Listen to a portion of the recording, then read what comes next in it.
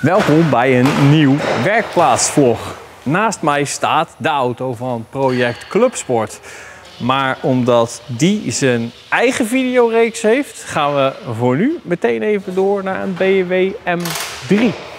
De M3 staat onder lading. We zijn aan het experimenteren met laders en voedingen op de bruggen, zodat we altijd voldoende stroom hebben om aan auto's te werken, diagnose te stellen of te programmeren. Maar in dit geval staat hij onder lading omdat simpelweg de accu leeg was. De auto is in huis voor een algehele staatkeuring en afgelopen weekend ging toen de eigenaar ermee reed het dynamo-lampje knipperen. Nou, die dynamo die is stuk en de algehele staatkeuring inmiddels afgerond. Dus we hebben hem als geheel nagekeken en zijn er samen met de klant onderdoor gegaan om de aandachtspunten en defecten te bespreken. Maar ja, dan is die dynamo nog steeds kapot. Uit een eerder vlog kun je je misschien nog herinneren dat we heel wat gedoe hebben gehad met BMW M3 dynamo's. Dus hiervoor is bij de BMW dealer vandaag een nieuwe dynamo besteld. Die is er als het goed is met een dag of 3, zodat wij hem kunnen monteren. En dan kan deze auto gewoon weer op pad. Van de ene BMW 6-cilinder gaan we door naar de volgende BMW 6-cilinder. Maar dit keer in een 1-serie. En wel een 140i. De eigenaar van dit exemplaar heeft de reeks over mijn eigen BMW 140i gezien. En was daardoor geïnspireerd. En hij gaat er all the way voor. En laat zelfs een aantal upgrades monteren. Waarvan ik achteraf bezien spijt heb dat ik ze niet ook meteen gedaan heb. Waaronder de BMW M-Performance Remmen Upgrade Kit. De BMW M-Performance Remmen Kit bestaat uit 4 nieuwe remschijven. Of nou ja, eigenlijk niet. Hij bestaat uit 2 nieuwe remschijven voor de voorkant. Die zijn 374 mm in doorsnee. In plaats van de standaard 340 mm. 4 nieuwe remklauwen in kleur. Ze zijn uit mijn hoofd te krijgen in het rood, oranje en geel. Uiteraard zitten er nieuwe remblokken bij. Al het benodigde montagemateriaal van Brembo. En een set nieuwe achterremklauwen. En het gekke van deze set is dat de achterremmen, althans de schijven, er niet bij zitten. Dat doen ze niet omdat die het originele formaat behouden. Die zijn standaard namelijk al 345 mm en dat is voldoende. Maar we vervangen de remmen van deze auto natuurlijk niet voor niks. Die waren namelijk al niet in orde. En als je er dan toch nieuw op zet, dan kun je net zo goed meteen upgraden. Dus voor de achterkant hebben we ook een set nieuwe schijven besteld. We monteren ook direct Goodrich staal omvlochten remleidingen. En onderdeel van de kit zijn ook nieuwe remankerplaten of zogenaamde keienvangers. Dus het ziet er straks allemaal weer helemaal fris uit achter de wielen van deze super dikke 1-serie. Maar daar houdt het feest niet helemaal op, want er gaan op deze BMW ook een BMW M-Performance sperdifferentieel. We doen een M3 draagarmen conversie en we monteren een KW variant 3 onderstel. En onder deze werkbank ligt ook nog de verstevigingsbrace voor de achterzijde. Siep is op de Golf GTE achter mij een KW variant 1 onderstel aan het zetten. Dat combineren we met montage van Powerflex bussen in de draagarmen aan de voorzijde om dat nare gekraak op te lossen. En we passen ook meteen de software van de motor en de DSG-transmissie aan. Zo heeft hij wat meer prik als je het gas intrapt. En bovendien gaan de koppelingen van deze DSG's, die er bekend om staan dat ze te snel slijten, veel langer mee na zo'n aanpassing. Kennen jullie deze nog? Ook uit een eerder vlog. Met een BMW 1-serie met 3-cilinder B38 motor. Dit is een nokkenasversteller van het Vanos systeem. En dit zijn onderdelen die daarin thuis horen. Ook deze auto heeft weer een kapot regelventiel van de nokkenasversteller. Die onderdelen zijn in de versteller zelf terechtgekomen, waardoor die is gaan vastzitten. Dit lijkt heus een kwaaltje van het blok te zijn. Een klus die we hier bijna dagelijks doen is het servicen van de 8-trapstransmissie van ZF. Je weet wel, die versnellingsbakken waarvan BMW zegt je hoeft er nooit wat aan te doen. Maar waarvan ZF, de fabrikant van de versnellingsbak, wel degelijk zegt dat ze geserviced moeten worden. En daar krijgen wij zoveel vragen over dat ik er vandaag niet dieper op inga. Hier gaan we een specifieke video over maken. Dus alleen over het servicen van die versnellingsbakken. En ik verwacht dat die ergens in de loop van dit jaar online komt. De BMW 5-serie waar ik nu in zit kwam binnen met een klacht over de kachel. Of althans de kachelmotor. Die maakte heel veel lawaai bij gebruik. De motor zelf was recent al vervangen, dus de klant vermoedde dat er misschien iets anders aan de hand was. En dat bleek, nou ja, een beetje het geval. We hebben de kachelmotor weer gedemonteerd en daar zaten bladeren in. Dan ontstaat onbalans en gaat zo'n motor heel veel lawaai maken. Maar dat blad, dat zou eigenlijk helemaal niet in de kachelmotor terecht moeten kunnen komen. Dus zijn we gaan zoeken. En wat bleek? Op de ingang van het kachelhuis zit een deksel met een foamfilter.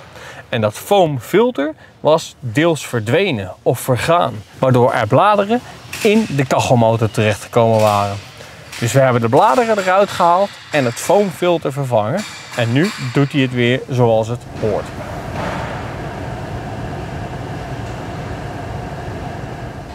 Omdat we er redelijk wat video's over gemaakt hebben, weten mensen met krakende Volkswagens ons goed te vinden. Dus ook hier wordt weer een Volkswagen platform van Powerflex bussen voorzien. In tegenstelling tot wat soms gedacht wordt, lost dat niet alle kraakjes in een auto op, maar alleen de kraakjes die veroorzaakt worden door de rubbers die wij vervangen voor Powerflex bussen. Daarom is het belangrijk om voordat we met zo'n klus aan de slag gaan, altijd eerst de diagnose te stellen. Overigens is het zo dat als zo'n auto 100.000 of meer kilometers gelopen heeft en die draagarmrubbers sowieso nooit vervangen zijn, je geen onderdelen vervangt die nog helemaal goed zijn. Ze zijn dan al grotendeels over de helft van hun levensduur of zelfs verder. Dus vervangen kan sowieso nooit kwaad. En in eigenlijk vrijwel alle gevallen lost het 1 of meer bijgeluiden op. Maar ja, soms zijn er dus nog andere onderdelen op zo'n auto die kraken. En die blijven dan gewoon kraken. Daarnaast hebben we de Passat vandaag ook getuned. En daarvoor staat deze Gijs Flash externe voeding naast de auto. Die gebruiken we om de auto op spanning te houden tijdens het programmeren. Net zagen jullie al de C-Tech lader die vast aan de brugpoot gemonteerd zit. Dat systeem zijn we aan het testen en als dat goed werkt gaan we dat gebruiken ter vervanging van deze units. Zodat we niet elke keer meer met een voeding of oplader door de werkplaats hoeven te slepen. Maar dat allemaal gewoon vast op onze werkplekken hebben. Afgelopen jaar hebben we inpandig een wasplaats gecreëerd om auto's van onze klanten te kunnen wassen. We hebben daarvoor onze bestaande goot, die aangesloten is op een olie- en vetafscheider voor de deur, uitgebreid. Wat ik niet helemaal had voorzien, is de hoeveelheid vuil die er ontstaat bij het wassen van auto's. Dus as we speak zijn we de goot aan het leegscheppen om al het vuil eruit te halen, zodat die weer begint door te stromen naar het riool, of althans naar de olie- en vetafscheider. En daarna naar het riool. Hoe we dat op de lange termijn gaan aanpakken, dat weet ik nog niet helemaal. Nu kunnen we hem in ieder geval weer gebruiken.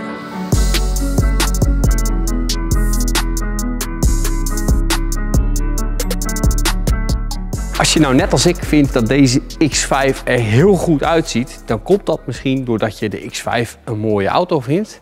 Maar het kan ook komen doordat je brein hem als mooier interpreteert. Doordat hij een beetje verlaagd is. En dan kan ik me voorstellen dat je denkt, waarom verlaag je een X5? Nou, dat ga ik uitleggen. De eigenaar van deze auto heeft hem gebruikt gekocht. Het is een hele relevante auto, want het is een hybride. Dus voor de korte afstanden kun je elektrisch rijden en voor de wat langere afstanden heb je een relatief zuinige benzinemotor. Hij wil er ook graag zijn caravan mee trekken, maar is vanaf dag 1 niet blij geweest met het rijgedrag. En dat is iets wat we kennen van de X5.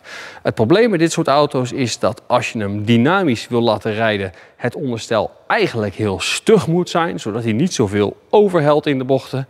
En als je hem comfortabel maakt, of het onderstel is zoals bij dit exemplaar enigszins versleten, dan wordt het een hele onzekere, onprettige auto.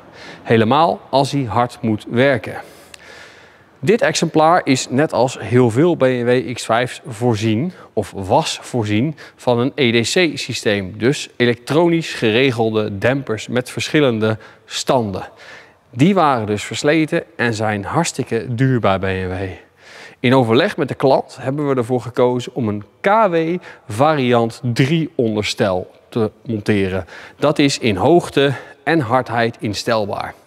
En die hardheidsinstelling die zal die man zelf nooit gebruiken, maar die geeft ons de mogelijkheid hem naar zijn wensen af te stellen. En bovendien, als hij die instelmogelijkheid heeft, heeft hij ook high speed en low speed damping op de ingaande en uitgaande slag. En dat maakt het een veel comfortabele auto. En ik heb er inmiddels mee gereden. En dit is zonder overdrijven de best rijdende X5 waar ik in heel lange tijd in gezeten heb. Want ja, zo'n KW-demper die kost wel wat, maar die is niet eens heel veel duurder dan een originele BMW EDC-demper.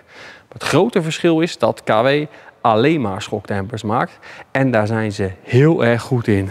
Dus als je zo'n auto hebt en hij heeft al wat kilometers achter de rug, in dit geval 160.000, en je onderstel is versleten, of je wilt hem gewoon graag verlagen en de best mogelijke rijervaring hebben, dan is een KW3 de beste keus voor jou.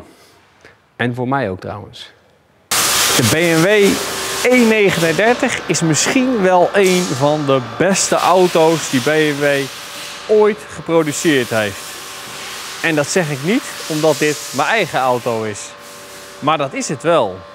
En toch werken we er voor klanten niet of nauwelijks meer aan. Sterker nog, ik weer ze zelfs. En waarom ik dat doe?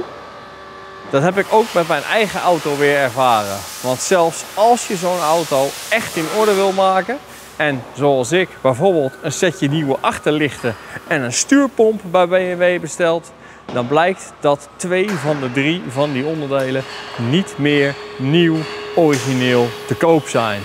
En dat is nou precies de reden waarom ik er niet meer aan wil werken voor klanten.